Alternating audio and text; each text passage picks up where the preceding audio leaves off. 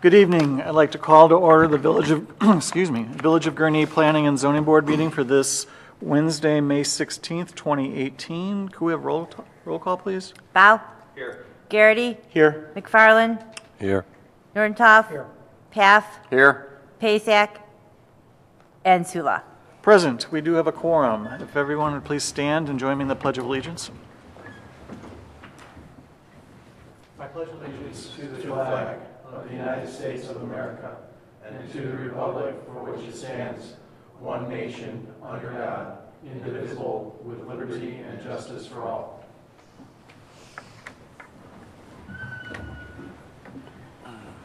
Cheers. Singing. Okay. First item on the agenda this evening is the approval of the minutes from our meeting that was held back on May 2nd. Does anyone have any questions, comments, changes? If not, a motion to approve would be in order. So moved. Moved by Mr. Nordentoff. Second by Mr. Garrity. All in favor say aye. Aye. Opposed? Motion carries. Next item on the agenda is a public hearing for a, it's actually two items, minor sign exception as well as a special use permit for Target located at 6601 Grand. Clara?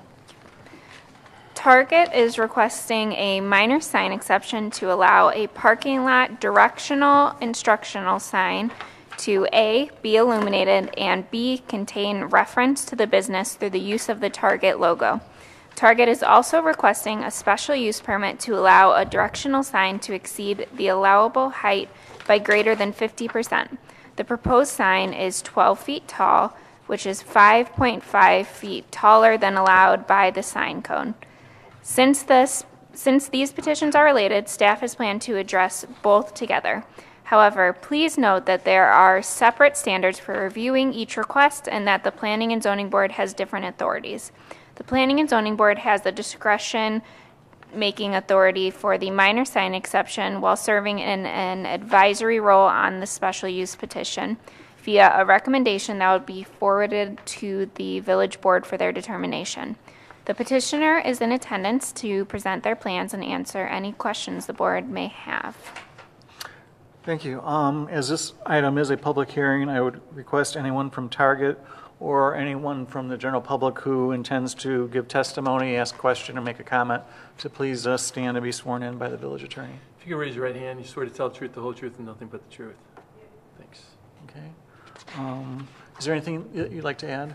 Sure. So my name is Michaela Schuring. I'm with Kimley Horn. We are a civil engineering consultant to Target. On behalf of Target, as Claire mentioned, we are requesting a minor sign exception as well as a special use permit.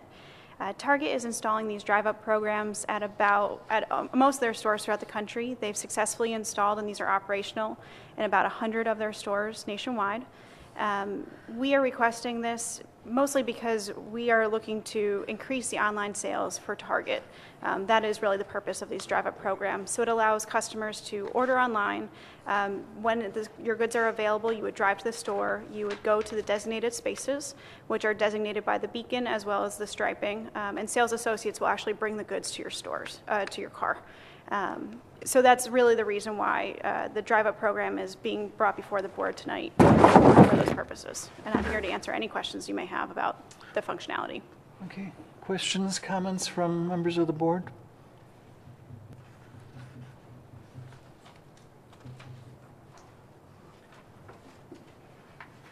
Would it work if it Mr. were McFarland? Oh, I'm sorry. Okay. Would it work if it was 8 feet tall instead of 12? So the reason for the 12 feet tall is so that if anyone is entering the site from any of the entrances, the sign is tall enough so that it can be seen above any SUV or vehicle in the parking lot, and it's easily identifiable both during the daytime and at night for customers to make an easy navigation through the parking field to those locations. Okay, thank you. So, Mr. Garrity? So will there be online delivery at night? So you order online, and then as you approach your store, your app actually tracks you via GPS. Sales associates are notified when you enter the parking lot, and then once you pull up into the drive-up spaces, sales associates will go from the store to those spaces, which are located fairly close to the main entrance, and deliver the goods into your car. The sign will be slightly illuminated. I guess I want to clarify, it would be similar to looking at your cell phone, that it's emitting a certain amount of light, but if you were to shine your cell phone at something, it's not projecting it in any significant direction. It's more for identification. Mr. McFarland? Does it go dark when the door goes dark? I don't believe so. It's totally solar powered. Oh, it's solar powered. So as soon as Go the dark sun when the comes sun up, goes then out. it will, Okay. That then it makes will go sense. out. When the battery dies? Okay. Is our target 24 hours? I have no idea. No? Okay. Yes, Mr. Paff? At least from what I see here, there's only one sign for all 4 spaces? Correct. So the 4 spaces will be located in existing 6 spaces in the current parking fields. Those 6 spaces will be totally restriped, so you have 2 pull-through spaces, making 4 designated spaces for drive-through, and the center space would be a loading zone with that sign in one location in the center of that entire Yeah, I area. saw you already, or they already marked it out. Yes, they It's have there, a it's- typical signage striping and where the signage would be located at each of their store locations. And those are, I guess, the same templates throughout the country, depending on what the parking lot is shaped like. Okay.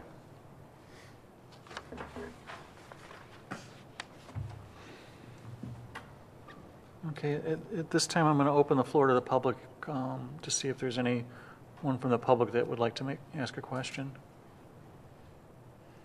Okay, I'm going to close the floor to the public and go back to planning and zoning. Mr. Nordentoff, you look like you want to say something. We need 2 motions. Prepare to advance one if Okay. we're at that stage. Okay, I mean, any other questions, comments? No. All right, and as Clara stated, we need 2 separate motions here. One's dealing with the minor sign exception, and the Planning and Zoning Board has authority over that one. The other one is the special use permit for the height of the sign, and that's a recommendation to the village board. Mr. Nordentoff. Thank you. I advance a motion that we approve minor sign exception to allow the parking lot directional and instructional sign, A, to be illuminated, and B, to contain a commercial message, including the Target logo. Okay, we have a motion. Do we have a second? I'll second it. Second by Mr. Paff. Any discussion? Roll call, please. Bow, Aye. Garrity, Aye. McFarland, Aye. Nordentoff. Aye. Paff, Aye. Sula. Aye, motion carries. Okay, then the next would be a recommendation to the village board.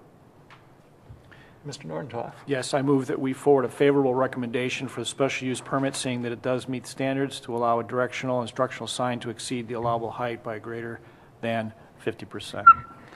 Okay, we have a motion. Do we have a second? I'll second that. Seconded by Mr. McFarland. Any discussion? Roll call, please. Bow, Aye. Garrity, Aye. McFarland, Aye. Nordentoff. Paff, Aye. Sula. Aye, motion carries. So we're good to go on the, as far as the illumination of the sign and everything, but the village board needs to approve the height. Okay? And Clara will keep you apprised in terms of when the village board's going to hear that. And please express our gratitude to your client for continuing to invest in the community. Thank you. You too. Next item on the agenda is another public hearing for a zoning map amendment for Paper Tiger, which is located at 1039 North Route 41. Yeah. 1101 Estes LLC is requesting a zoning map amendment to rezone 1039 North Route 41 from C3 Heavy Commercial District to I2 General Industrial District. The applicant owns the strip of land that runs between the subject property and the railroad tracks to the east, as well as the property directly to the north. The approximately 1.6 acre subject property is surrounded by I2 zone properties to the north and east and C3 zone properties to the south and west. The subject property is designated as industrial office research in the Village of Gurney's comprehensive land use plan. As with all zoning map amendment petitions, the Planning and Zoning Board will make a recommendation that will be forwarded to the Village Board for their determination. The petitioner is in attendance to present their plans and answer any questions the board may have. Okay, thank you. As this matter is a public hearing, and I request anyone that, from the petitioner or members of the general public who intend to make comments, ask questions, give testimony, to please be sworn in by the village attorney. Swear to tell the truth, the whole truth, and nothing but the truth. I do. Thank you.